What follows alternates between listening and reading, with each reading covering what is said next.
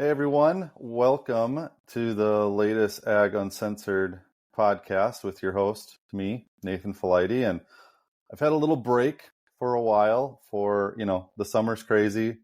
Kids are running around, camping. Everyone else is the same. Farming is still farming though. And so I've actually been doing some of that too on the side. But getting back to it, I've got Paul Miller and Bill Northcott here, who created Agrible. And clearly, we have tons of stories about a lot of things. We were talking a little bit before about all of them. But we've also been trying to find a time the last, 2 months or so to kind of jump in. And this is one of the biggest issues on the podcast side that's tough is just scheduling. Everyone's busy. Everyone's got their crazy schedules. So anyways, jumping into it, thanks guys for finding the time. We finally found a time, and I'm wearing my earbuds too because I had some good old audio hiccups. So we'll just use the simple tech instead of the expensive stuff that I thought would work that usually does. But yeah, thanks for being here, guys. Thanks for having us, Nathan. We're really happy to be here. So yeah. Well, as we were kind of doing a little preliminary talk, clearly there's a lot to talk about. Yeah. There's no shortage of it on multiple sides, from just kind of your guys' stories to your thoughts and the normal everyday stuff that we all talk about in ag tech and beyond. But first, for the people that don't know who you guys are, your backgrounds, all that, tell us a little about yourselves, and even, get back into the early days, like how you even got into ag or why ag.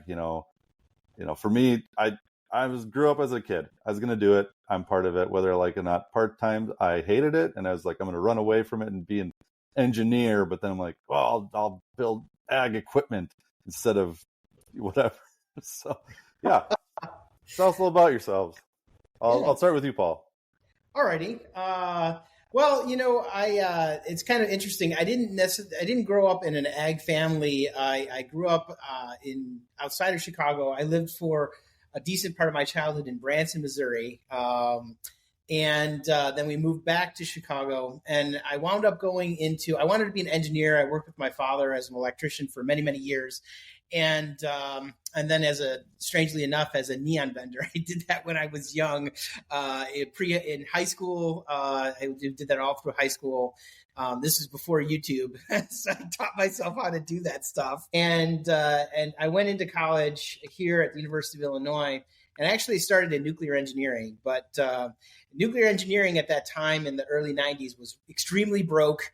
I remember there was this cabinet that held the nuclear radiation sources, and the keyhole was missing. They removed the lock, and it was the only place that didn't have lead. And some guy was in the lab looking in the hole. The guy's, don't look at the hole. Radiation's coming through the hole. And I was like, what is this program? So I went through the book and I was looking through things, and I saw, agricultural engineering, soil and water conservation engineering. And I was like, well, maybe I should switch to that. So 2 years in, I switched to that. And then I've been doing it ever since. So I really love that, And I did my bachelor's, master's, and then PhD at Purdue. And then I went to University of Wisconsin for a postdoc. And I got called back by a common friend of ours that I won't really mention, come back here to come back to Champaign and work as a consultant with a company called Waterborne Environmental. And we were working on atrazine and all kinds of stuff, but it was like an R&D level kinds of work, right? It wasn't like normal consulting work. And so we were doing that work. And in that process of doing that work, we figured out a whole bunch of interesting algorithms that we needed to build to make stuff work better in that environment for registering atrazine and keeping it on the market. And that's kind of where the sort of the thought process of Agrible came from, was we could put this in the hands of growers, right? We could put all these really cool predictive analytics, all this workability stuff that we were working on, and all these things that, were not IP for the companies we were working with, just stuff we needed to make stuff work, right? And let's give it to people.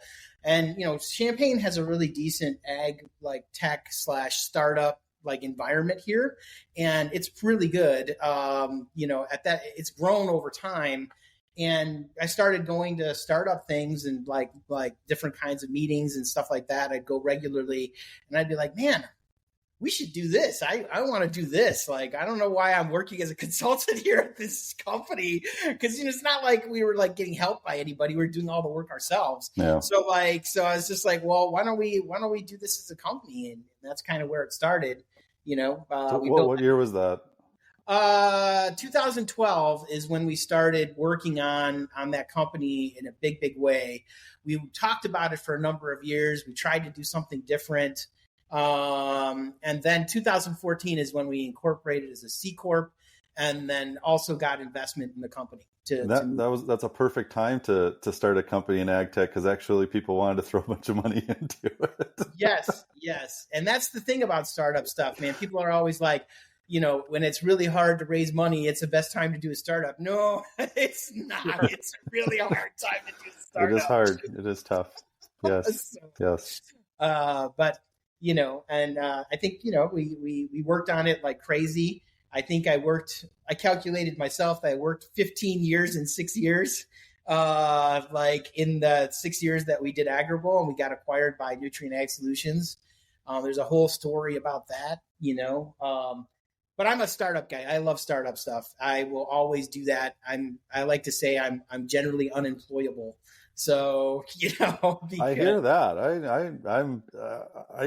I can dabble and then it turns into, oh, but I gotta do my thing. And then having little kids too, that kind of throws a different bone into it now. It's like, I said to spend, my wife works full time. So, and I work full time too with like 50 things I do, but the kids also need their dentist appointments and get their hair cut too. And dad to the rescue. So yeah, exactly.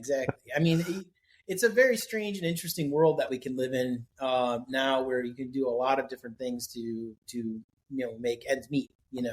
But having somebody that in your family that is supporting things like healthcare and stuff like that is a core element of being able to take a lot of risk. And I would say I'm a very high risk level person. So, I'm gambling all the time. So like, I used to say this thing, like we had to make Agrible successful. Otherwise I was going to lose my house and live down by you're going to become a janitor at Taco Bell. Yes. I would say that with one of my engineers. They're like, wait, see, if this doesn't work out, we're going to have to go get that job at Taco Bell, but you're going to be the manager. So. Hey, it's good to have a backup plan. My backup plan, and it was we'll get to your bill just quick. My backup plan is maybe to actually pump septic systems, because the guy that I knew that did it, that left basically an office job at a grocery store, did it for 30 years. And he's the happiest person I've ever seen in my life, pumping septic systems, and makes good money, and sets his own hours, drives a truck. People call him. He calls nobody. That one. Call him. Yeah. I had a friend who was a plumber, and he would only work when he needed cash. He'd like have a zillion people on his voicemail, and he would just be like, well, I need to pay rent and buy some groceries, so I'm just going to listen to this message and then go and do it, and then he wouldn't work for like 2 weeks. I'm like, this is crazy. Well, the life we live. But Bill, what's your side of the story? Oh my God, I have a sort of long storied career. So I grew up in a farming community. We owned a farm, 500 acres, almost sort of a contiguous 500 acres, but we hadn't farmed it for, my mother was an only child and she didn't marry a farmer.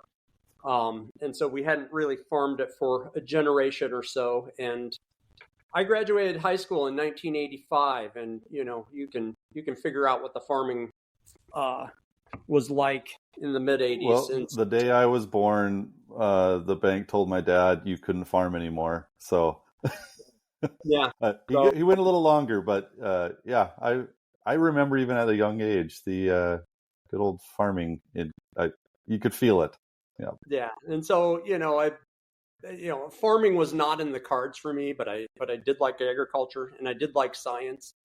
And so I ended up going to the University of Illinois. I grew up 40 minutes north of there, and went to U of I, got in the ag engineering department, worked in soil and water conservation engineering. I can design a hell of a drainage system, and know a lot about erosion. But going to work for NRCS or a place like that was commonplace for somebody like that to go work for. I didn't want to do it. Ended up going to work as an undergrad over in the agronomy department, and ended up doing a lot of work in their weed science department. So I did a lot of herbicide work. I ended up doing a master's degree over there after I graduated. And so I sort of continued to work on herbicide related work, efficacy and activation and fate and transport and all of that. And so I ended up getting my master's degree in agronomy, but I specialized in soil chemistry and soil physics and all of that. But, my actual thesis was a project for the Army Corps of Engineers, working on, of all things, sewage sludge. And, hey, we just talked about that. Yeah. Using constructed wetlands to treat sewage sludge. There you go. And, so I did a lot of, carbon and nitrogen work in that, and just sort of the basic hydraulics and hydrology of sort of a system like that, and, heavy metal uptake. And, so I had a pretty diverse, background going in then. And, I started doing a PhD in weed science there. And it's just like, I'm literally going to have to reinvent myself as a chemist on this, like a hardcore chemist. And it's just like, man, I'm going to be doing a PhD for like 6 years to get this thing done. I'm getting old, and I want to graduate. And so I ended up going back over into ag engineering, got a fellowship, and started working on nitrogen and drainage and nitrate losses and that type of thing, and doing a lot of modeling, a lot of GIS work, and got a PhD in that. 3 weeks after that, I was a professor at Michigan State University, and I spent 13 years there. I worked a lot with the state climatologist, who's an ag meteorologist, who happens to be from the area that my wife was from in Illinois, so we had a lot in common, and we're still friends to this day. And, we still do a little bit of work together even. That's sort of where I gained my appreciation and understanding of weather and the weather impact of weather and ag. And Michigan is such a diverse state agriculturally. So, I was also the extension person for irrigation and drainage. And so, I knew a lot about crop water use and crop stress, from apples to zucchini. And, around that time, it was around 2005, same time Paul started going for work at Waterborne, I started doing a little bit of consulting for them on the side. And sort of independently, between he and I, we started building tech that just sort of helped us out. I did some consulting for Louis Dreyfus, where, I literally built the first version of our yield engine for Louis Dreyfus to, estimate crop yields across the whole country. And, just sort of that tech started developing. And really it was, from, if you can think, from 2005, 2006, all the way up to 2012, when we first, started working on this stuff for real. We were just sort of building things that we thought were cool and sort of useful. Some of the stuff that I was doing, I was sending off to grower friends of my own. They were getting access to the data and, the analytics and things like that. They get it in an email type of thing. And, everybody loved it. And, and that was sort of the thing, is that, nobody said, hey, this is a stupid idea. More and more growers just said, hey, we really like this. There's nothing else out there. Sign me up. And that's really sort of the foundation and the stuff that we were doing on atrazine. We worked on a lot of the science behind the re-registration of atrazine for Syngenta. for the EPA, and Paul testified, and I don't know, you testified in front of Congress or something. Oh, that's always fun. I'm on the Federal Register. Yes, They got you. Yeah. So, and that's where it sort of evolved into Agrible. yep. Yeah. So for those that maybe don't know of just what Agrible is doing, and then maybe talk about kind of the quick path of from starting it to getting acquired, and just how that path went. Because, well, I think a lot of people also want to hear that type of story, because there's a lot of consolidation going on. There's going to be a lot more. Some will maybe most will not probably get what they're valued at. Some might. It's tricky, building something that is of value. It can be a cool factor. Build a software, this idea, you said farmers liked it. No one is saying we don't like it. But but then you got to turn that into money. And, I've built cool things, but it's like, well, it's also got to make sense. It can't just be cool. It can't be just fun. Maybe just walk through that, history of what Agrible is, and then where was that moment where it's like, oh, we can charge for this, and we can charge this amount, and it's cool, and people will pay for it. Well, I'll just say, and I think we can get into this, is that I think, Bill and I were on the technical side, and, I operated as the chief science officer there. I was on the board of directors. I think, Bill, you were like a chief innovation officer or something. And we were working together on making stuff. We built an egregious amount of things. Okay. An absurd amount of things in a startup. Like, if you wanted to build all those things at a company, I'm not going to say names, but at a big company, we'll say, right, it would have cost them $200 million to build all that stuff. And we built it for about $14 million of total investment. And a reason for the fact that we built a lot of that stuff, and I'm just kind of like tackling your monetization just statement, just really quick, is because we were very bad at monetizing Agrible's technology. So we were not responsible for the business and sales part of the company. And that part was done very, very poorly, by any metric that you can see, any metric. And so, and especially now, I've been analyzing it over the past years and thinking about how we do things differently in the future, and just trying to make sure that we consider the monetization strategy first, right?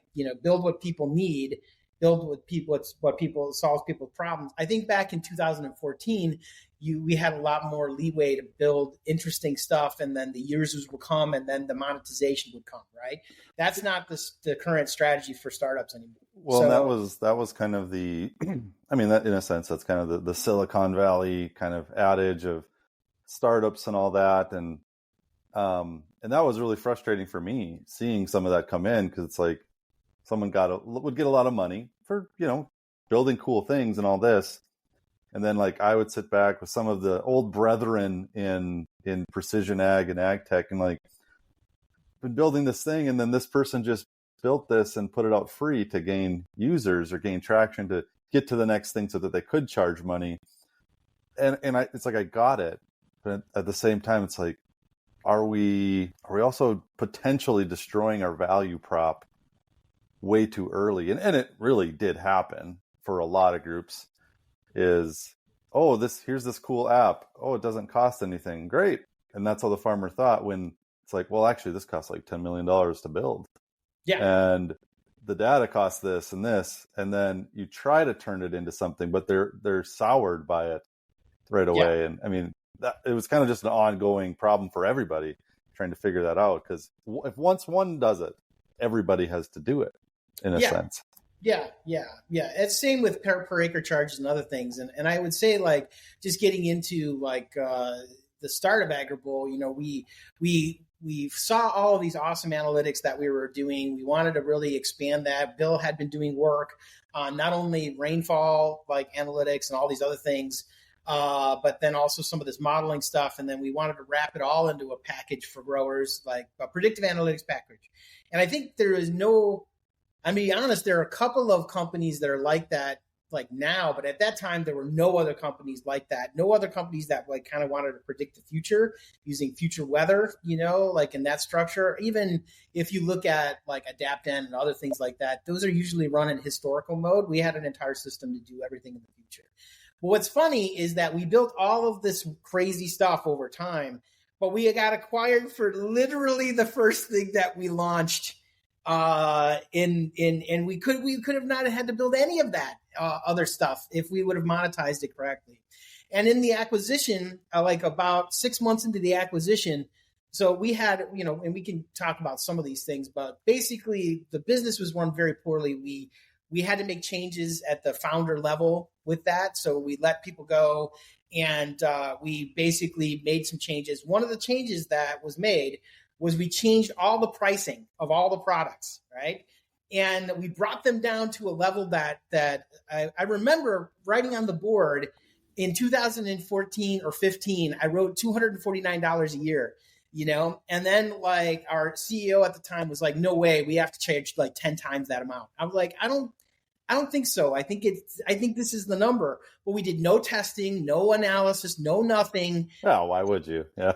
Yeah. And like basically it wouldn't sell. So we built all this other stuff in like some sort of like, field of dreams scenario BS, and then what's funny is I changed it back to the price after we got acquired. I changed it back to the price, or after we actually changed let go of the CEO and stuff, changed the pricing back. 6 months after the acquisition, Nutrien told me to turn the credit card machine off because we were getting too many people buying the software. So, and I was just like, oh my God. So, like we could have, so this just goes to show you, right? Like in ag, you build amazing stuff. It has a lot of value. But you have to do the business part of figuring out the monetization correctly, figuring out the price point, how to sell it, all of this stuff. I mean, at that time, we had almost 30,000 like users on the 30,000 growers on the platform, and for an ag platform, that's huge, Yeah. And, it was a great product. I mean, it was a great platform. There are a lot of elements of it still running Nutrien's sustainability platform right now. And what's funny is that, go ahead, Bill. Why don't you? That was why Nutrien bought us, was for the sustainability of things. Well, they bought us for that and then the Nutrien engine and then all of those predictive analytics is what they got us. They acquired us for. I think the sustainability thing they were thinking at the time, they were like, well, this might become valuable, but we want the Nutrien engine, right? Which was amazing at predicting nitrogen fertilizer requirements, particularly for corn and wheat and other things, and we had so many crops in the system, but there's a whole point of things that happen when you get acquired too, right? Like the phrase I like to use is you sold that Pinto, right? So like you don't own it no more. People want to like get in it, throw gasoline all in it, light it on fire, then just drive into a lake while it's on fire. Then you can't do anything about it, so all of those tools are now gone from except for the sustainability systems. So, well, isn't that the like existential process when someone acquires another business in ag? It's everywhere, but in ag, it seems like it's so weird. I don't even know how to. I mean, you just get more people, like you said, thrown into the fire, and they want to burn things down to try to, let's rehash this. And I mean, that's kind of what, in a sense, happened when I was at TELUS after they bought a bunch of people, and it's like, like, well, let's put all these things together, and we'll have one kind of unified thing. And then people like put together, what's it going to cost, and like, oh crap, this is going to cost us more to put all together, which was our initial thought why we bought all these groups, than what we actually paid for them. Let's let's pause.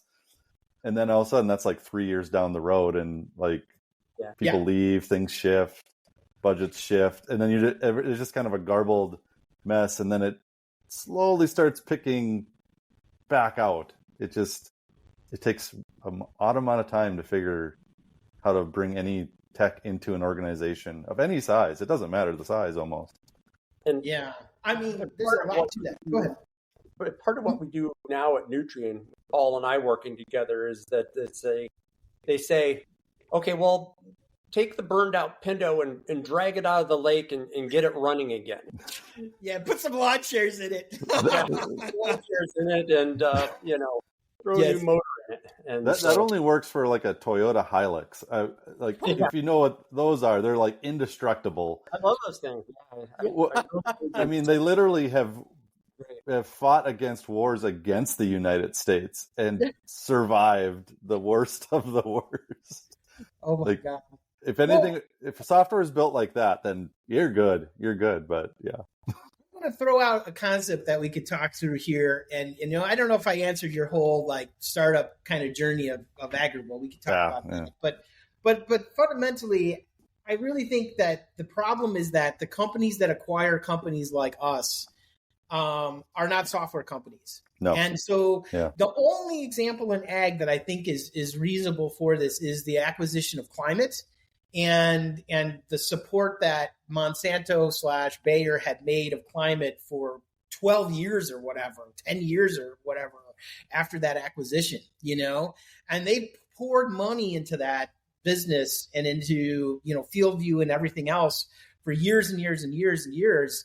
And, you can say what you want about the platform, but fundamentally it's the most popular platform in a lot of ways for a lot of people, right? In ag, and to me, like that understanding of not understanding of how software is built. And then there's we didn't build it, right? What do they call it? Not built here, right? Like, was it not built in my, what is that phrase, NIMBY or whatever? Or no, that's not my backyard, but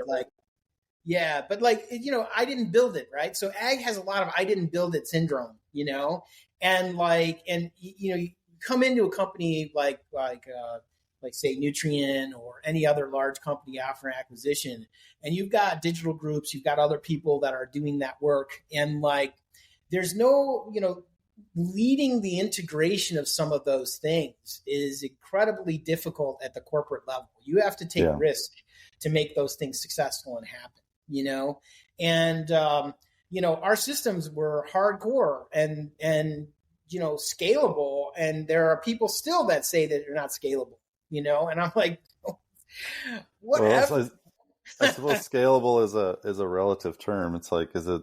Yeah, it gets hard fast. And I mean, so Bill, like from your part in it, you're dealing with a lot of the science side and how these things connect. And I think there's always this question too from different groups starting up, trying to bring these analytics together, different data sets.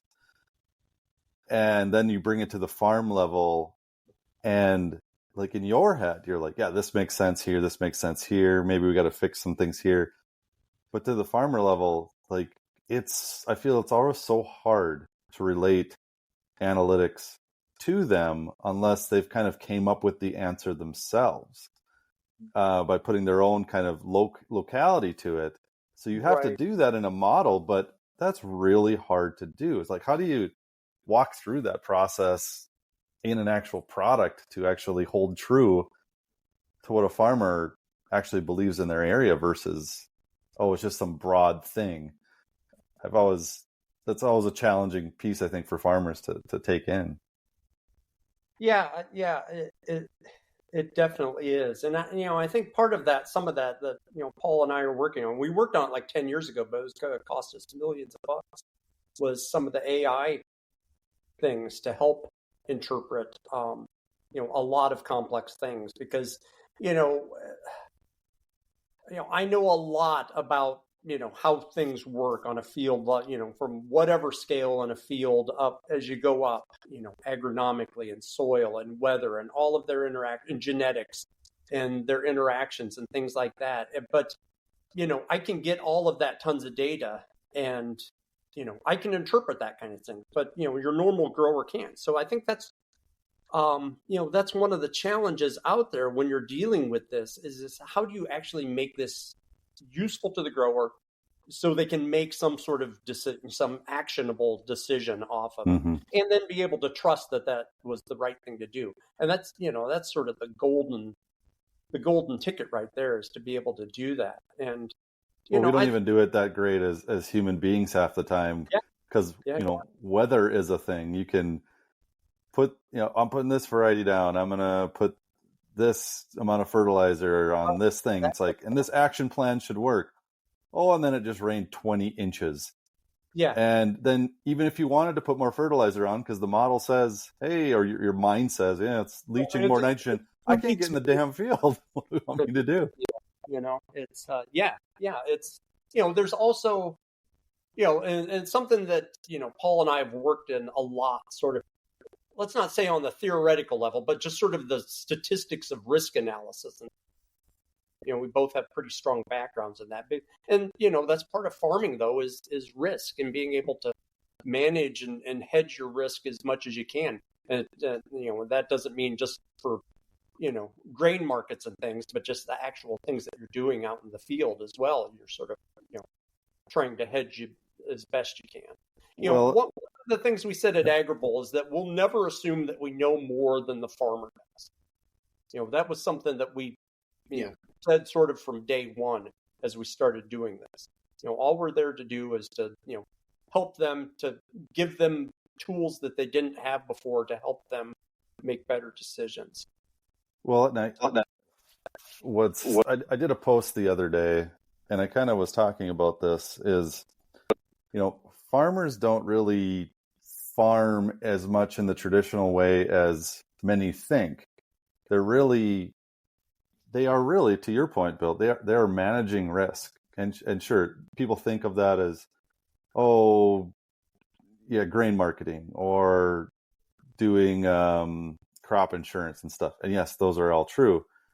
But they're actually less farming and they're more managing risk, about the risk of who they're going to work with to help them farm, when and where. Because there's a giant circle, basically, of 40 decisions that a farmer, yes and no decisions, more or less, that a farmer makes every year. Some of them, those decisions, they've created this influx of, I'm either going to do this or this. It's yes or no, this or this.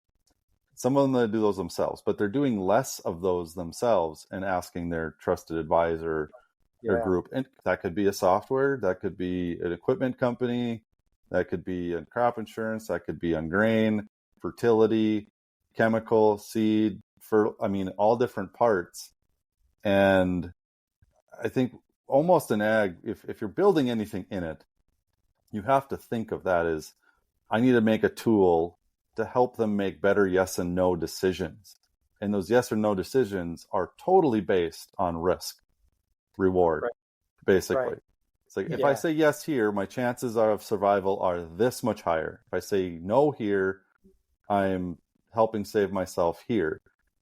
Your farming expectations, the land is just kind of a thing sitting there, and we're not. That's completely true. And I think a lot of farmers are different in different areas with that. Like our common person, Greg. Greg knows all there is about crop fertility, plant diseases, agronomics, and genetics. But, he doesn't know anything about machinery. And he's taken over in the last 3 years. His dad's retired. Greg is just like, okay, I'll start farming, but, I'm going to make your hired man my business partner, because he knows how to keep every piece of equipment up and running and things like that. And so, that's part of the challenge too, is, you have different tools for different strengths and weaknesses of any given grower. So I think that's part of why, because a farmer has to be an expert at so many different things, or at least have a trusted advisor who's an expert at so many, silos of different, almost unrelated technologies and specialties, that it's very challenging. And I think that's why we see so much different things in ag tech as well, because, you can't be a polymath at everything. Well, and the traditional, I think, viewpoint has been, especially early on, is when people started to develop, all this money came into ag, and be like, I'm going to build this and this. There was so much flex almost on, let's just give the farmer all the tools because he's the one doing all the work. And it was kind of almost, that was really never the process, but that was like a giant assumption coming in. And Right. but they can only take in so much. They are usually the ones that never paid for those types of softwares anyways. And there's this big assumption like, well, they'll use it now because, before it was antiquated and hard and complicated. We're making it simple. But it didn't change really their almost kind of mentality. It's like, well, yeah, but this always did that anyways. It's just you're doing it better, but that was over here. I was never really doing that. Like, I wasn't putting the analytics in my head of how to do variable rate. That was my agronomist doing that as like, and if they're not on board or it's not in their mindset of how they do agronomy, it doesn't work for them. Well, it doesn't work for me. Right. Yeah. And I think we're getting out of that. We're getting kind of back, I think, to this phase of, and I saw this building before, I'll say kind of in the 2000, I don't know, 7, 8, 9 era, like kind of this natural progression of some of the things were happening. But they just take time.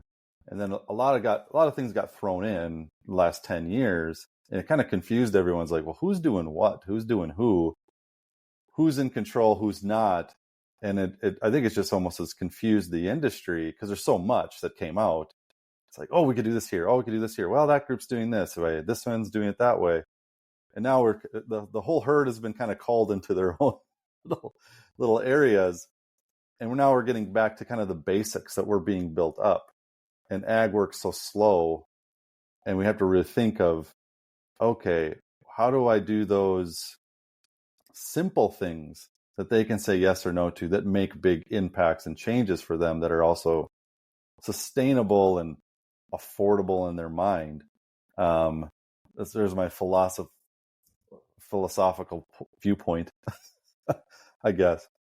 Yeah. Well, I think there's a lot of truth in that statement.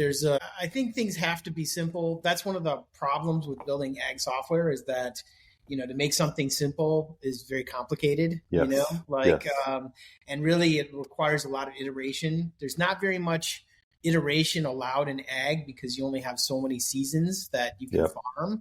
And so you don't really get the cycles that you'd like to get with folks to be able to try to make something work the way you'd like it to work. So there's a high burden of proof. There's a high burden of accuracy and precision, that's required in all of this stuff. And then there's also a lot of monopoly happening in ag, right? Like, on just monopolies in ag. And like, it was blowing me away. Like for example, I think that Bayer owns like 60 to 80% of like the total seed market for certain crops, Yeah. So if you want to compete on genetics, I mean, if they don't want to buy your product, you're not really like, you're really stuck, right? You don't have very many kinds of outlets for being able to be successful. And that's just one aspect of ag. But I think, there are 4 pillars in this conversation or in this report that were discussing these things. And it was the same across the board, right? Whether it was meat processing, whether it was seeds, whether it was chemistries or even fertilizers, right? There's a consolidation of all of these industries that's been happening for so long now. That now it's like becoming an antitrust kind of like situation in a lot of different ways, right? Yeah. Where they were even doing labor manipulation. That's what got them in trouble with the government. This is the meat processors for like chicken processing. Oh, yeah. Mm-hmm. And they were basically price fixing labor like hourly rates, the way that to me causes problems is that when the market is not very competitive, it's very difficult to get entry into the market.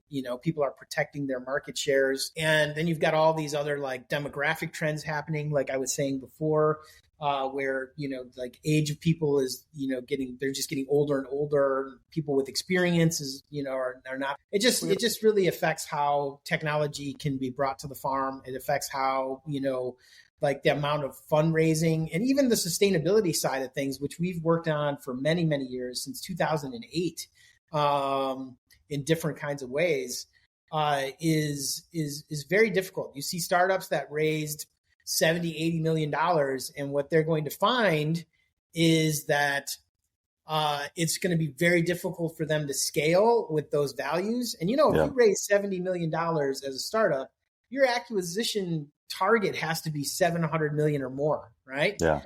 For that to be a success. And like, I've even interviewed with some of these companies, like, when I was looking for a different position after the acquisition and after one of my startups had shut down, and I was like, I don't know, these guys. Well, unless you get basically, and it's similar on the world of Earth observation for me, on the sustainability side or for anything on that, unless the government is paying basically 90% of the check, it's not going to happen.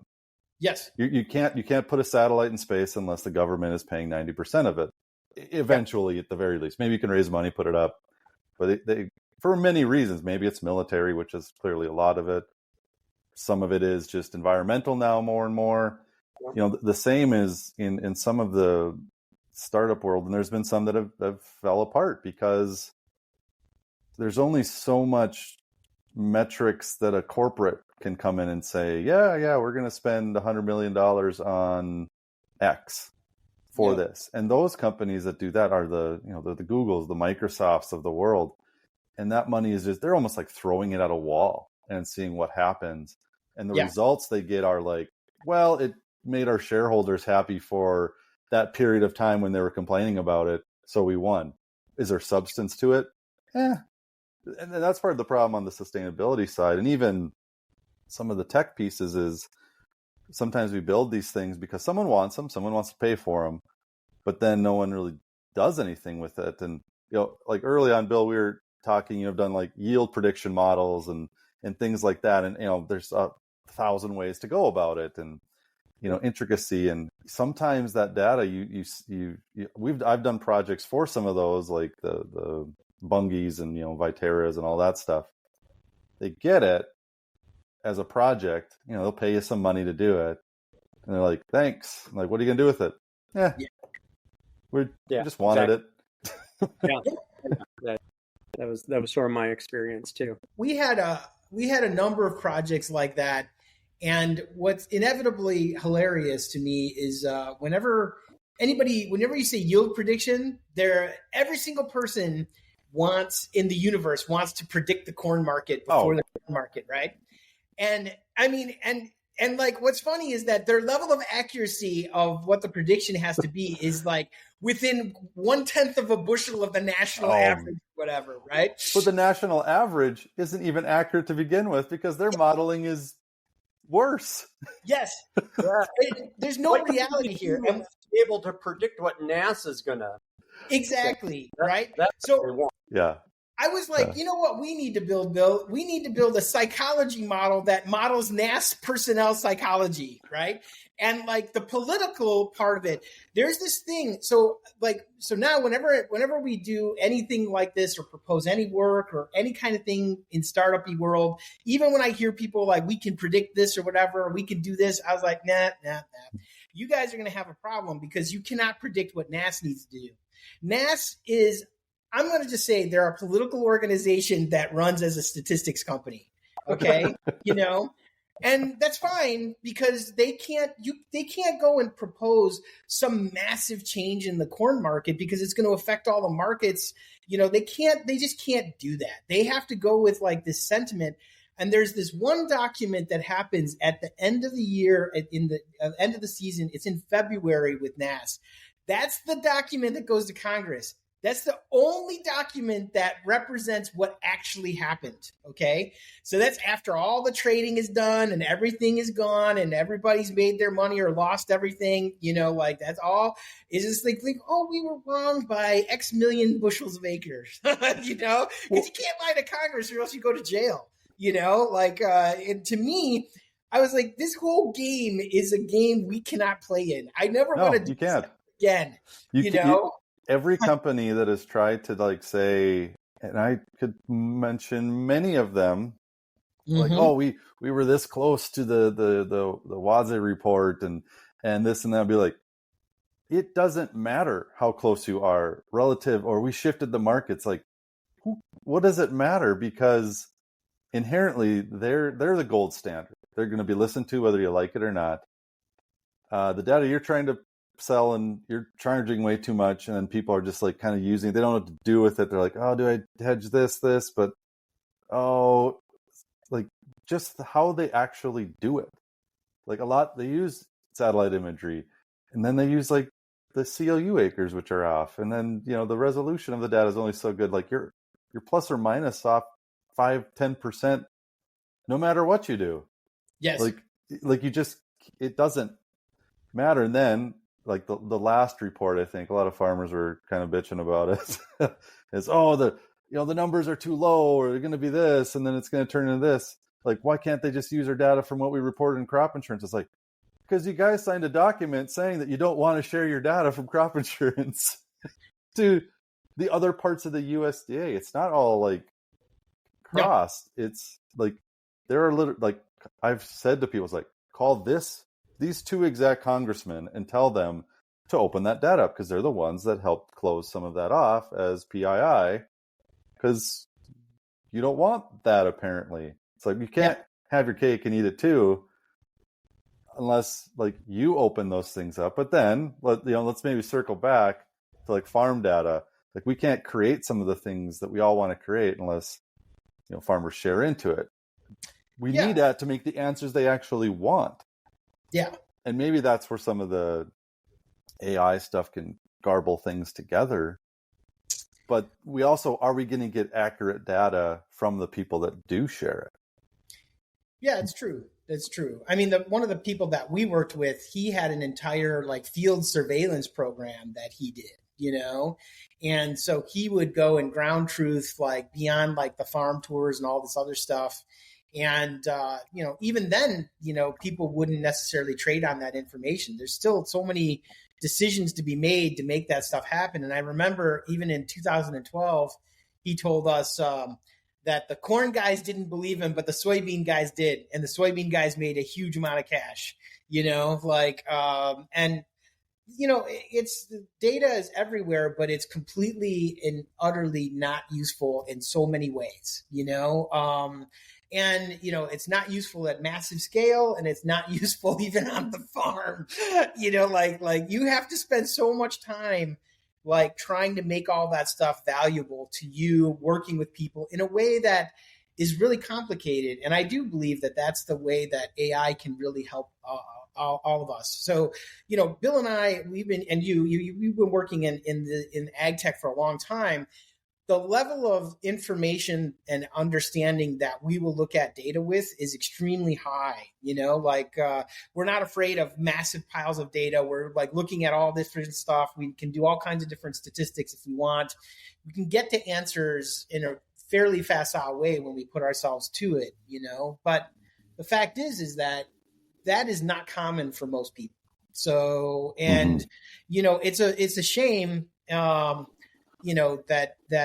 that we can't even actuate on some of that stuff in easy ways for people for their own data, So, well, I've had this theory that, we've gone after the kind of and you could probably answer this to how to do this, maybe, Bill, from your sciencey side. We've concentrated so much on bringing some of these large data sets in, imagery, weather, topography, temperature, everything. And then we make it into this big model of sorts that kind of works everywhere to a point. And it really hasn't been working great. It can, if you're doing for just a county, okay, if you have that data there, okay, so that's different, but it's still it's still really big. And then, but what we haven't been really doing is kind of dynamically making the tools work for one specific person. And it takes like what I want and have always wanted, and let's just say it's a goal I'm still trying to figure out, at least on the imagery end, is, okay, so you want that yield prediction, for instance. There's all these groups that have been doing that here and there, and maybe it gets 75% accurate and it gives you kind of an idea. But everyone wants, 95% or higher accuracy. It's like, well, the only way to really, really do it well and consistently is the farm, you give him the tools internally that what the data he shares and knows, and then there is macro data that you can add into that, say from a satellite, from LiDAR or whatever, and that's there. So you provide that, but then they enter their own information in that's only privy to them and only works with that algorithm for them. And then they just see the answer. No one else gets the answer because it won't make sense to anybody else. So they're sharing their actual yield history that they actually did. Maybe that's not the APH. That's what they have in their little notebook. Right, yeah. But that's not shareable. It's just to them. Like, they want that tool that they can put those intricate things, that data that grandpa told them from the 50s or 60s, that they can put in there. Like, oh, that feedlot was right there. Like, no newer data is really going to showcase that to understand that locality. Like, that's the tools I think farmers want. They just can input it in by talking or by writing something down, and it translates to that. And they're like, oh, there, I got my black and white answer. Now, the only way to do that is to input things specific to them in a small local area. But like, that's where I think it needs to go. That is really hard to build, though. As you're sitting there talking about it, it's just like, how the hell would I build that? Millions of dollars and tons of engineers, and then it will be as good as you want it to be, but you'll have to put it out, and then it won't be perfect. Farmers will get mad, and then they'll be like, software sucks, and they don't realize that all this is freaking hard to do. Building software, bringing analytics tools, it's so complicated, but there's like not an appreciation for it either. Yeah. No, but I think over time, we've made advances in being able to get the weather local. We've made advances to be able to utilize field soils, even utilize like soil testing if we can to make adjustments to some of that stuff. I think, the yield data is one of these things that is always a struggle for. There's a lot of messed up stuff in it, maybe not calibrated, all these things. It would be really great to get that resource really cleaned up and kind of adjusted. Yeah. And I think, the way we have to build software for ag, and I think what we've learned over time, Bill and I, is that, when we do like product development, we try to give people like not the exact answer to things. We give them a range of the answer for what's going on within a tolerance that allows the decision to be made, but isn't exact, right? Because there's no exact, like even if you think like one of the things that I chuckle about is we had a product called Pocket Rain Gauge that was built off of Bill's system called Spatial Rainfall. And that Pocket Rain Gauge thing was used millions and millions of times. It was very successful. Million times. Yeah. I mean, so many times we couldn't even like map the amount of usage, like it was like an insane amount of usage. And the thing is that you get the people who are like, it doesn't match my rain gauge, right?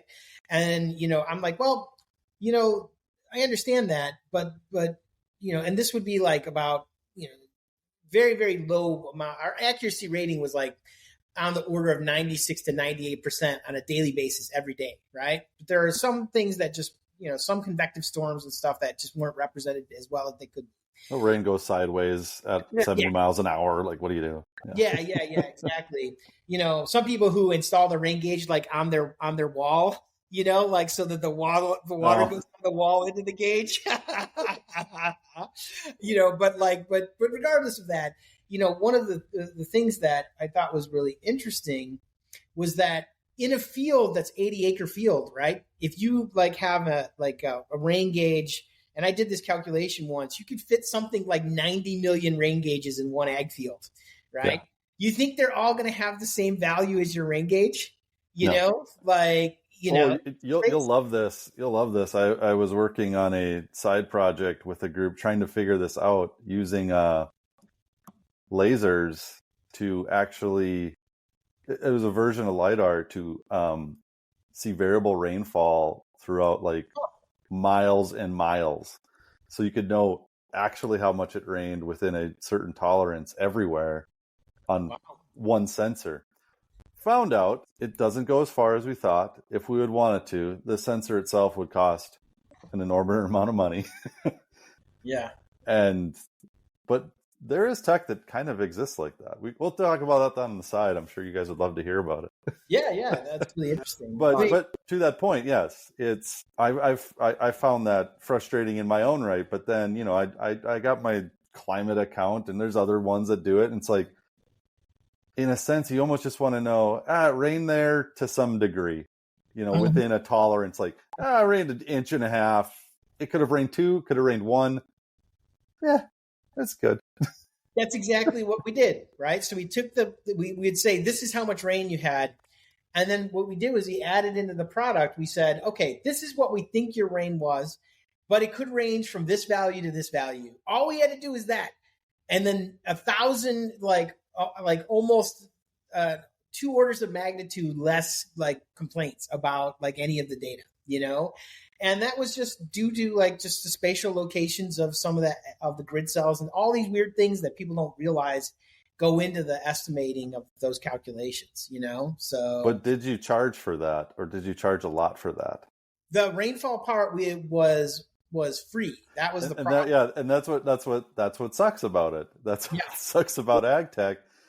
You put, all of your knowledge in there, Bill, and all of this stuff, all the science, your experience, the time, your master's degree, all this, Paul, your experience, all these other engineers, and you're you make this cool product that people like, but they'll only use it if it's free. Yeah.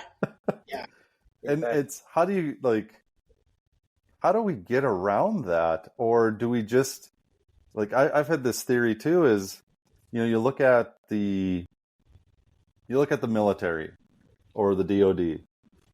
They contract out things and they provide safety out for us for free. We're paying for it through our taxes, clearly, a lot. Yeah. But you get that service and people accept it. My freedom, safety, whatever.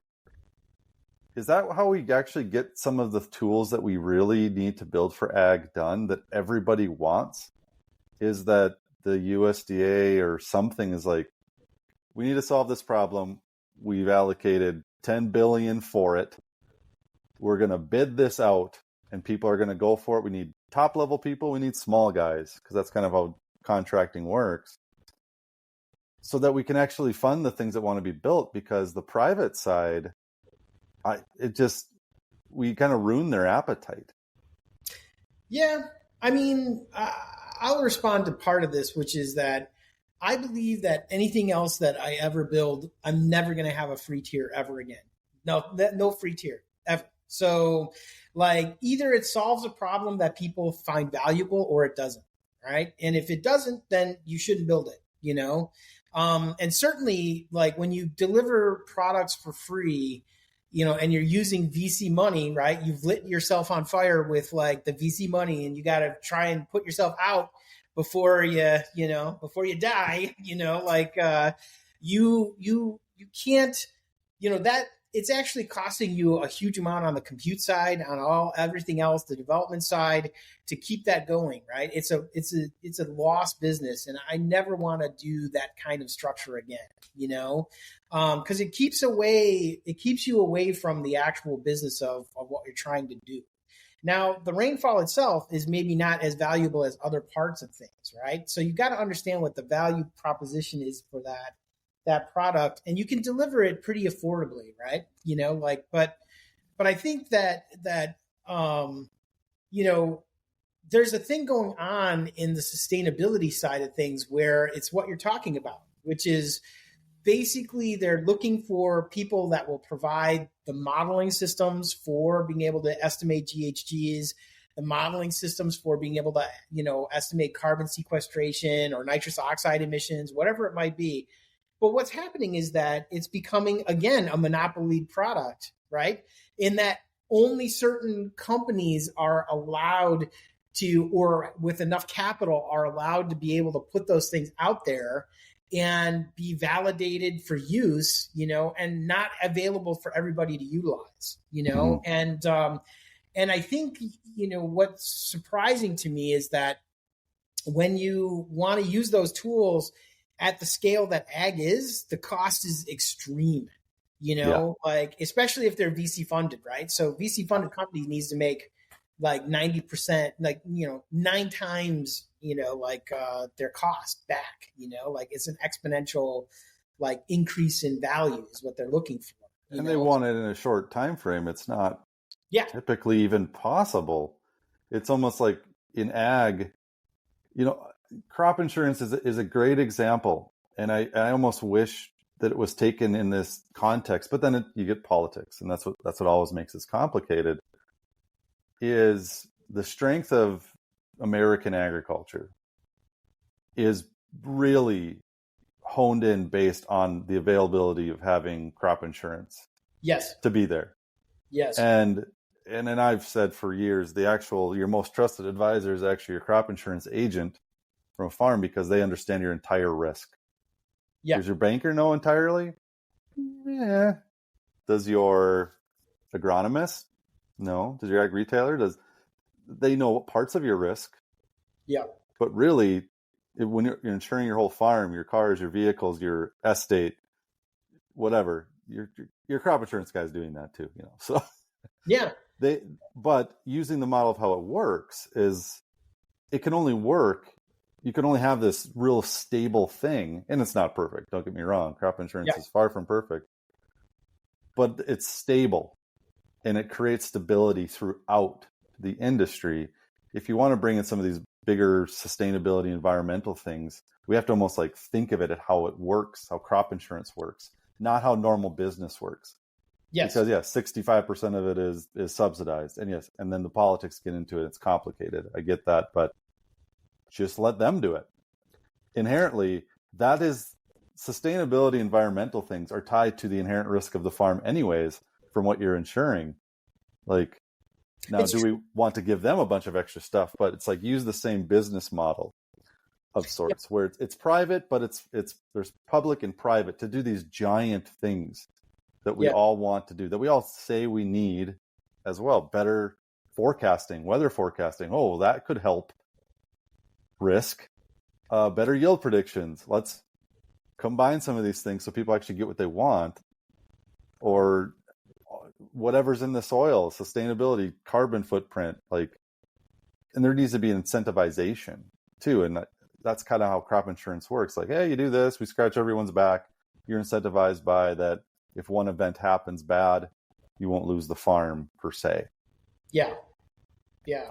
I mean, I agree with you totally that, we were talking about risk before, I was thinking about crop insurance. Without crop insurance in the United States, I mean, the entire ag industry would be completely different. And the cost of any food product would be insanely expensive.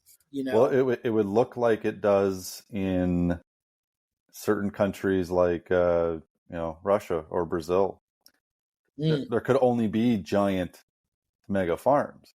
Yeah. There is no rural communities. There is no structure to some. I mean, that's one of the problems in Russia and Brazil is infrastructure. Well, you can't have infrastructure if you don't have people and towns in between that keep the infrastructure alive and working.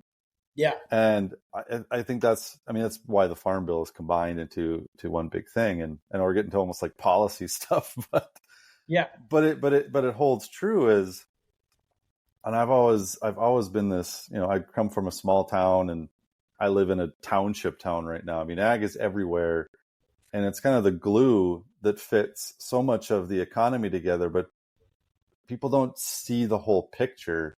It's like, how can we use all this data and tech to keep it? Because it's almost, there's been so much talk about, oh, you'll be more efficient using this technology and this. Well, that just makes bigger farms bigger, and smaller communities get smaller.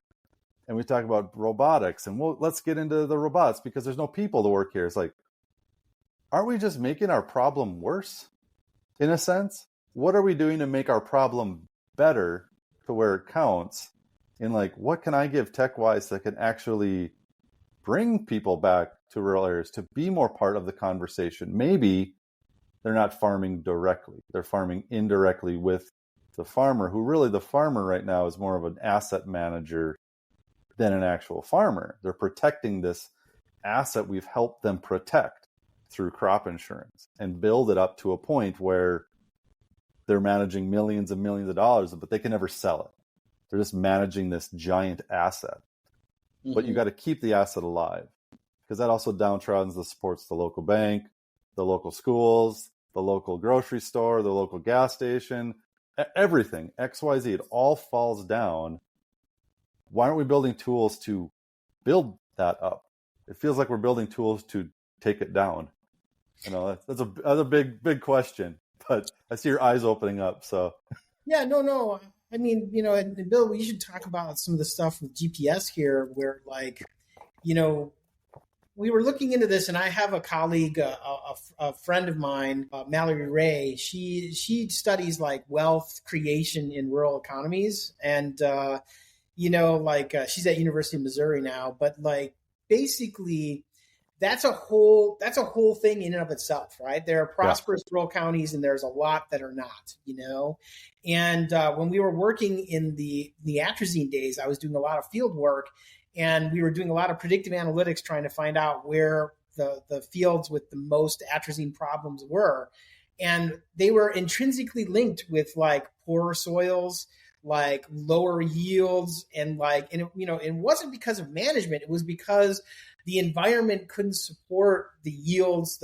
There's not as productive areas, and it might have been poorly managed like 150 years ago or something. But like, that's all done with, right? There's nothing you can do about that. Yeah. And like, to me, you know, I'm not sure about, I mean, technology.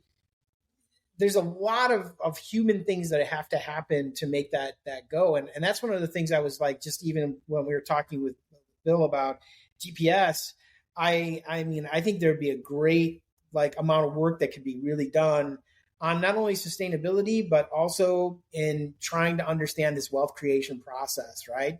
You know, like with so many people, like, you know, with the cost of land, the cost of all these inputs and everything else, you know, it's such a capital intensive business, farming itself, right? Like that, you know, wealth creation and all of the infrastructure and all of the different labor that's involved with keeping those things going is really a big question. And I'd love us to work on that in some way, you know, and I know GPS wants to do that at the Grand Prairie Seminary, you know, so. Yeah, talk about that, Bill. I know we were talking a little early about it. And you know, it's just sort of a pipe dream. So I'm on the board of this organization called Grand Prairie Seminary, and we have a campus, actually a small, if you could imagine, almost sort of like a small college campus in my hometown of Onarga, Illinois, population 1,300 people.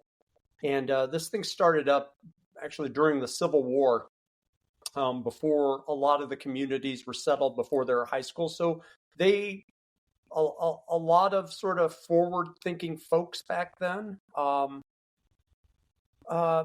built this school and commercial college then that trained people. It ran for 70 years up until the 1920s or so, until, you know, schools and, you know, communities got established, and then it sort of fell by the wayside and closed down, and it spent the next 50 years being an actual military school that my grandfather ended up going to, graduated from, and you know, it was an organization that had been around for a very long time, and the mission of the organization that, you know, that we still have today is improving the economic condition of the area through education. And it had gone from the 1970s when the military school finally closed down to having a board of directors that, basically, they had 700 acres of farmland, and that was really the only revenue they were bringing in for the entire organization. And they used it to, keep the roof from leaking and, electricity running inside the place. Well, 30 years ago, they started leasing to this organization that, sort of helps troubled children and things like that. So now we're to the point now that, we have an annual revenue of maybe $800,000 a year. And we're starting to get new people on the board, new people like, a young 56-year-old like myself, not 80-year-old farmers and local plumbers and such. But actually some young, energetic folks that want to do something. And one of the things we want to do is sort of focus on agriculture and looking at, how can we get younger people to stay in the community focused on agriculture? How can we improve return on investment for growers? How can we increase their revenue? How can we get more people actually working in agriculture? As farms get bigger and bigger and they have that economy of scale, you're, actually employing less and less people per acre type of thing. Mm-hmm. And so, we're really, I've pushed a lot with the University of Illinois. I have the luck of actually being a college friend of the Dean of Ag. So, I can literally just call him up on the phone and, and say, hey, this is what we're working on. Are you interested in, helping with? And so we've been working with a lot of folks with U of I with this. There are a lot of people there interested in this kind of thing.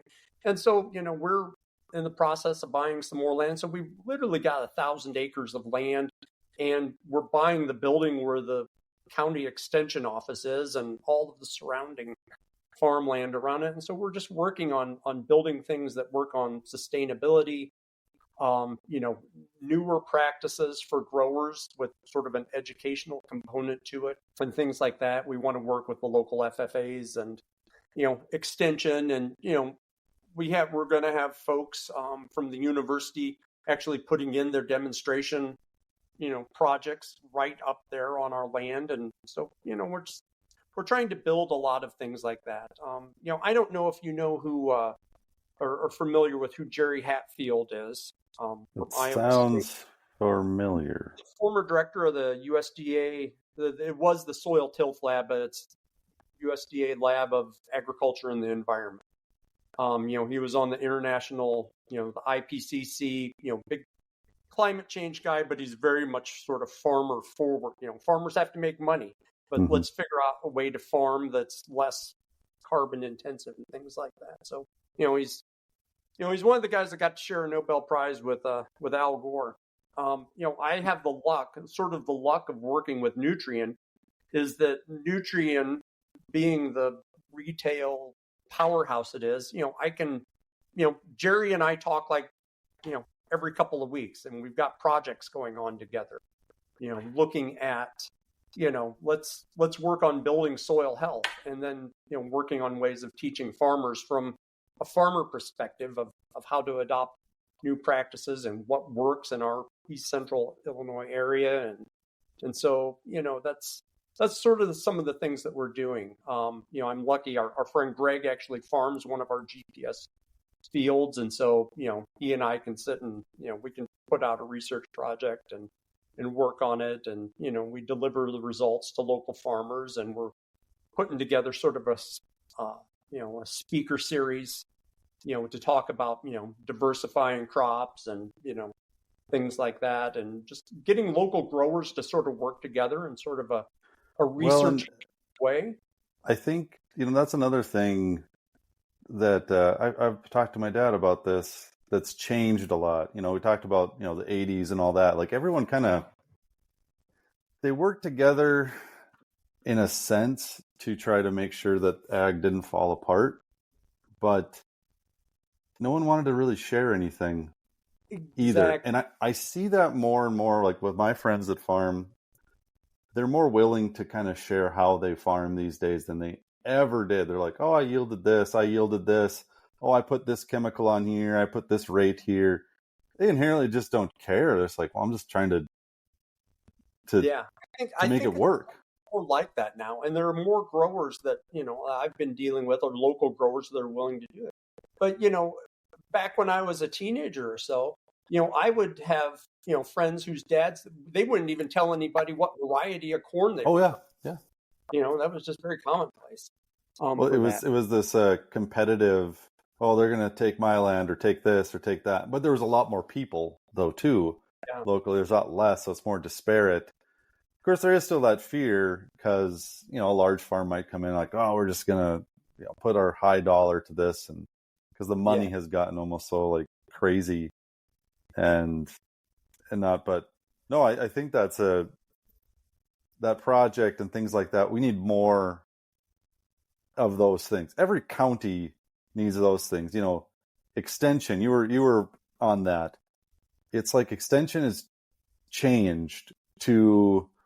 I'd be curious on your take on this because, so like especially after the 80s, a lot of farmers that got on, they just went into extension, and they were the agronomists. They were the trusted advisor, right. And now that's shifted away from more the extensions like this technology just group that talks about the more science, and it's above the head of a lot of farmers, and they're like, well, that's not how I grew up as extension.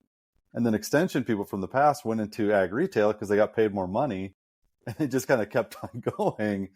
Yeah. And I fear for extension actually of kind of eroding. I mean, it is to many. Yeah. I mean, I was, 15, 20 years ago, I was in extension, in Michigan and such, and I saw that same kind of thing. And it's just, and when I was talking with the, Dean of Ag, and, he'd mentioned it's just, for years, extension has just suffered, it's suffered budget wise. And, we used to have county extension offices, and the extension office in my hometown is actually 4 counties worth of extension office. And so and they don't really focus. They don't have a focus there in the office on anything on crops. There's a lot of FFA and 4-H support and, healthy eating and, that type of thing. But there's actually no like agronomic or crop type stuff. And so it's, it's been a grow. And I know that they're slowly building some of that back, but. But does that information even then it's hard to get that to the local side of it, and right, getting that what you eat is kind of what manages your health, which clearly we all know, don't eat McDonald's every day, or it's going to do things to your body. And it's like we all inherently know it, but there's just so much to it. And does extension need to get back to its roots, or maybe it needs to change, and maybe more things like you're doing on this GPS thing, maybe that is what those local things need to happen. So like the people get together, and then maybe that's where extension then comes in to educate this grouping of people that have naturally come together. Because it seems like no one wants to congregate at extension. They don't want to congregate at some of these things. They need to kind of congregate together, much like I suppose a church, but they don't want to talk about church stuff. They want to talk about ag stuff and how it helps their community and the rural side. Like we have to get back. Like it's always there. It's just it's shifting where it sits. Right. And I think the biggest thing now, at least that I've seen back home, is that the farmers all congregate at Denny's at 6 o'clock in the morning, and they drink coffee, and that's it's the old farmer table kind of adage that we've always seen and grown up. The richest table in the world. Yeah. Not all, but yeah, they're usually a little happier. You can farm longer these days too, so that's another thing. Yeah. But well, I think that there's a key element there that you guys are discussing with the extension part of things, and with all the sustainability stuff that people want to have happen on farm, right? Like the you can even ask anybody we've got a number of friends who are farming across Illinois that they'd love to start doing more and more sustainably related kind of practices, getting more of these kind of programs. But they don't really know how to really practically implement those things on the farm, Yeah. And, I think that's the thing that's missing from the extension side is the practical implementation of all of these different kinds of things. Yeah. And there's a big learning curve for like a lot of things. Like my tenant, is very much into, we've strip tilled for 30 years and he's gotten, we sort of transitioned from, the guy that farmed for us for 40 years to his son-in-law now. But it's just, he spent 7 or 8 years just sort of learning how to grow cover crops, plant cover crops and grow cover crops successfully or so. So there's a large learning curve with things like that. And, if we can help with that kind of thing, doing it at GPS and just getting local farmers to help other local farmers to do kind of thing. I can't see that as a bad thing. And, it sort of meets the mission of what our organization is trying to do. Well, but imagine I just want to go back to your concept, Nathan, of the sort of the crop insurance model, right? If there was a process for that was done in a more systematic way and that, had the abilities to do that. And there were people who were working in a private capacity to help that process move along. That to me is the new version of what extension / that process can do, and it could be a great place for federal funds to move forward on, Well, on the educational level, we have some cultural changes within, the university systems, even land grants, you think of it. And culturally, it's almost shifted from education to sports, to funding, to these massive we are here things, which bring in money to help support the things. It's like, that's not how they started. They started as land grant universities and kind of building up the educational process, the communities. And then like the extension that gets, like you said, Bill, barely supported by the massive amounts of funding. They've changed culturally because for a long time it was, local people that are working at the local extension that grew up there on the farm, knew the community. And it's actually shifted away because those people, like I said, go to different jobs and then people from outside the areas have come in. And sometimes that's from people from other countries, other states, other regions, whatever. And it can take them years and years to understand then those cultural differences and vice versa. I think that's creating a kind of an odd dichotomy for a lot of the extension side itself. And of course that exists in all aspects of ag we are also used to our cultural islands of, what we do in North Dakota is in North Dakota, what you guys do in Illinois is that. And we're inherently, we're still kind of stuck to that idea, but really that's not how anything works.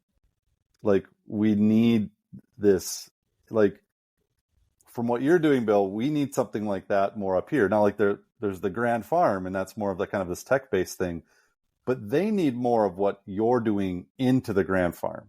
Yeah. And then what the Grand Farm is doing on the tech side maybe you need that part in your area.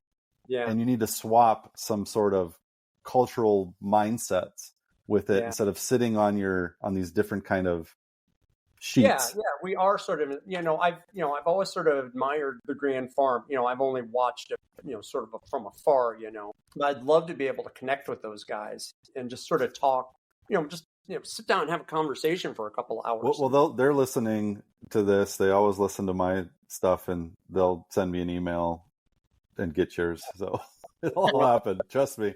But there needs to just be more cross collaboration. I mean, universities are terrible at almost crossing with each other because, rivalries of resources and funding and things of that. But, why isn't, they do to extent like NDSU is my area.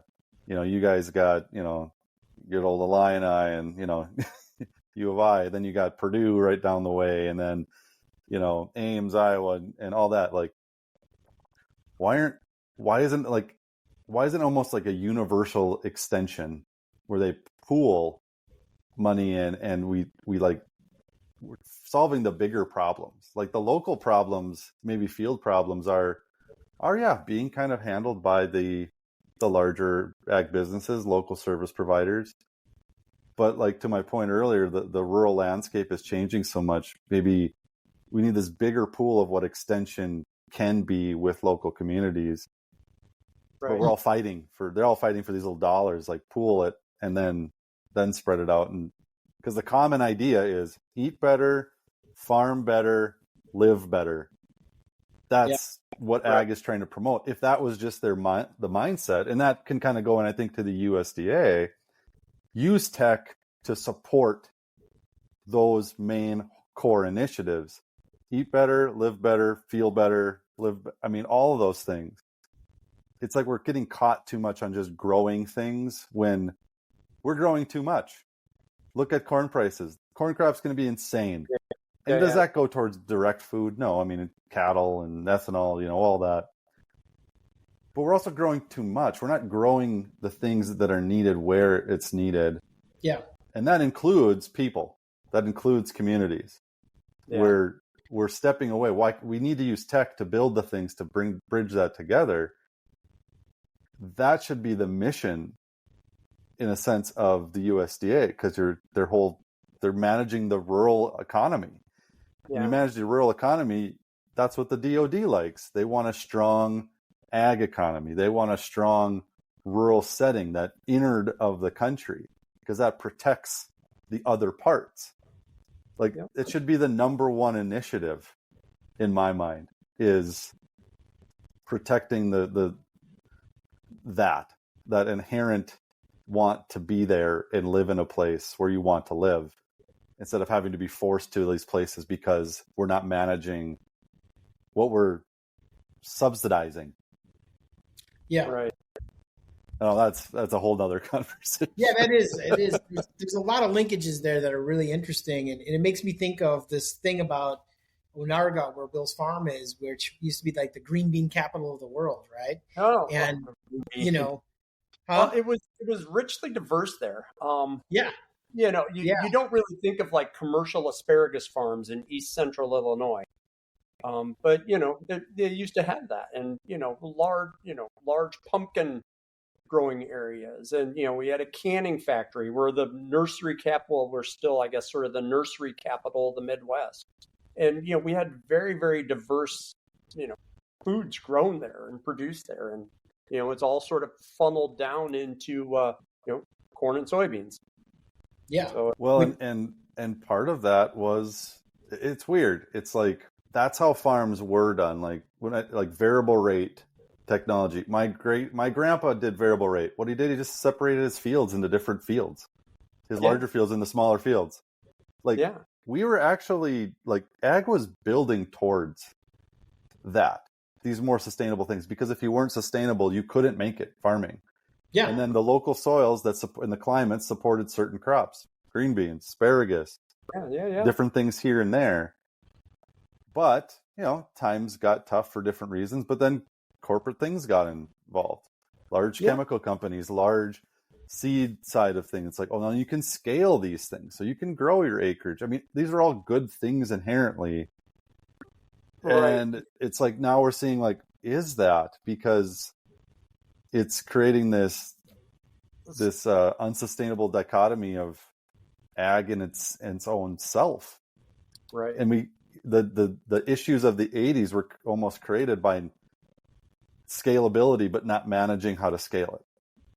And then crop insurance became better. More money was put in it. Political pressure. Okay, we got to support the rural side, this side. But that's also supporting the companies that support those people. Those are the major ag companies, all sides of it.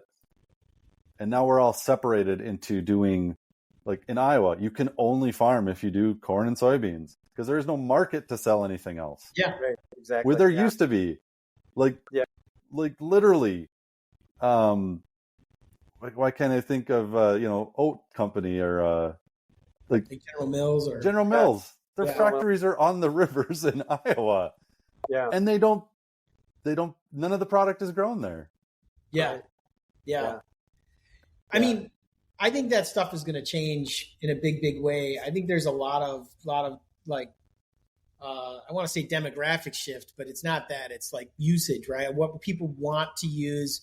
I've seen that the amount of like meat consumption has been dropping over the years, and you imagine, they're really trying to go after, I believe that the sustainable aviation fuel is because there's probably people are afraid that the whole ethanol conversion is going to switch, right? Like there's just not going to be a need for that anymore. So we got to do something else.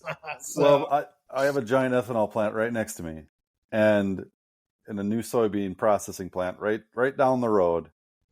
And that's been the thought on ethanol, that clearly we're not going to be pumping as much gas into normal everyday cars and ethanol industry. I was like, well, we got to figure something that's, a little more controlled and a very, very few that makes it work, because they also don't want to disrupt the rural infrastructure that is built there for all normal reasons, and the jobs that are there and the farms that are built to do corn and soybeans. You got to, but there's like, what's the breaking point? Yeah, I don't know. Yeah, I mean, throw a coin up in the air and see what happens. Yeah. But, I mean, I think the sustainable aviation fuel, I've been looking into that for a while and trying to understand like different parts of how to do the data tracking and traceability for it. That's what the old Agrible platform was really great at, and that's what's necessary for these new programs. But I mean, to me, it's a good use case for that, right? Because jet fuel is jet fuel. You need to use jet fuel. So not going to not have jet fuel. So, but no matter what happens with vehicles, there's always going to be jets for the next God knows how long, right? Well, unless some of the good old conspiracy theories are true about 0-point energy and all that. I got caught in a thing last night on my phone of hearing through all the people that have basically invented something that will revolutionize the world, and then they get like murdered by. They always get murdered. Yeah, it's a good novel. Yeah, so it's like, just I guess stick to what the common thread was. Build something like that. Just don't tell anybody about it. Yeah. I mean, I'm a big fan of conspiracy theories. I enjoy that very much. But the fact is that if you created something that was that revolutionary, I believe that you would be able to get it funded in like 3.5 seconds. Well, that was the problem though, because then they would go after a patent because you don't want someone else to do it. But the U.S. Patent Office has a thing that they can mark anything secret to the government once they review the patents. And if they put that tag on it, it's dead. I've never heard of that process, but I mean, I presume that that's the case. So, but I mean, I don't know, like how much money, like there's so much, for example, like a lot of like Sam Altman and other people, right? Like that OpenAI guy, like he's investing in modular, like nuclear, systems, and there's this whole push to try to like modularize them. I was, like I told you before, I was really into like, like dealing with, nuclear energy, right? I was going to do that before. I wanted to go into fusion power and stuff. And I mean, it's super, super rad. I'm a huge proponent of like nuclear power, but like, it's got all kinds of issues. Every 10 years, there's like one major, like, reactor failure problem that crushes the industry, and like even Illinois is trying to go after like getting out of the formal process for, not getting out of, but like making these modular systems so that they can be put in faster than the crazy process it is. I would imagine somebody like that would fund like that thing and just pay that person $1 billion just like right off the bat. Well, then the black suits come in and they take it over. Murder happens, Paul. Come on. Yeah. That's where the murder happens. Yeah. Yeah. Come on. You gotta get into the. Yeah, I mean, okay. So we've jumped like everywhere. I know we're talking about. Do you want to talk about the acquisition? Sort of with Nutrien? Yeah, with Nutrien. Yeah, now we're first. So I don't know. We got like in about probably another 10 minutes or so, and then I know you guys got to get onto some things. But yeah, I mean that's definitely a different circle. If you guys want to get into that, by all means. Well, I mean, why don't we talk about like the startup process, right? I mean, and then we could get into that really quickly. I mean, I love the whole process of a startup, and there are a lot of things about Agrible that were very successful. And I'd say one of the things that we were successful at was like having an extremely high cadence of building and developing technologies, launching them in production level, like rebuilding, refixing, improving systems. We had an amazing tech stack. It took us years to build all of that. And, when you do this, we went for funding. And I think one of the things is as you get older and as you do these things, when we started, we all had families, we all had like houses and all this stuff. And I know, leveraged to the hilt, like financially. So like if Agrible wasn't successful, I'm not even kidding, I was like probably going to go bankrupt. So that's how you start a good business, though. Yes. Well, the stakes are high, right? So like, so you're like no choice. Yep. Yeah, working. I slept under my desk a number of times during launches. Like where we were just working like overnight and all the time. And we had, we grew really fast. We went through, like pre-seed. We went through seed round. We went through Series A. And then we went through Series B, right? So each one of those things is a dilutive event. We had a lot of founders and other things. And so, we didn't monetize our platform correctly. So like we were building up like a lot of sustainability acres, but, we were always building the next thing, trying to build the next thing to bring in gazillions of users and all this other stuff. And it just doesn't work like that, right? And like, again, on the business side, things were a disaster, nightmare. And like, after we kind of resolved some of that, the only option left to us was to do an acquisition of some sort, There was a lot of other people. I mean, getting to that point now, it's like, it's that or nothing. Yeah, well, especially when you're leveraged to the hilt with like, VC money and you are like desperately trying to achieve, it's not about break even. There's a problem that happened in startups, right? Which is you can be very, very successful. We had like tons of users on the platform, but our compute costs were high. We were making money, but we weren't making money at the level that was necessary for like a Series B. And what happens, what I like to call it, is that you start having a story problem, right? So you got to have a really greedy story for VCs to get involved, right? The story has to go up and to the right, right? You know what I mean? Like it's the hockey stick all the way. If the hockey stick is not the hockey stick, then you have to explain it. Once you start explaining, then it's hard to raise money, And there's another thing that happens is that as you build more and more stuff, you get to a place where you have to support all that stuff, and you need a huge team to be able to do this. And like the cost of that is incredibly high. The cost now, after like all of the inflation and all this other stuff, is even higher. Like the amount of money is ridiculous that you need to run a software company, professionally. And I would say, we met up with Nutrien, and I remember I put the slide in because everybody was afraid to do it, but I was like, I want to tell them that we're for sale. So, and I was sometimes you just gotta say it. They're like, well, I don't know if we should do that. I was like, no, I want to tell them that we're for sale. I want to say, and I made the slide that like it was out of 180 slides or whatever. We had an 8-hour presentation. Slide deck. Yeah, and it was like, how can we work together? A, B, and C, and like C was like, you acquire us, and it was the best thing that we could have done because literally they were like, we had no idea that you would want to be acquired. Like none. They didn't even think it was on the table, That's so odd to me because it's like everybody's on the table.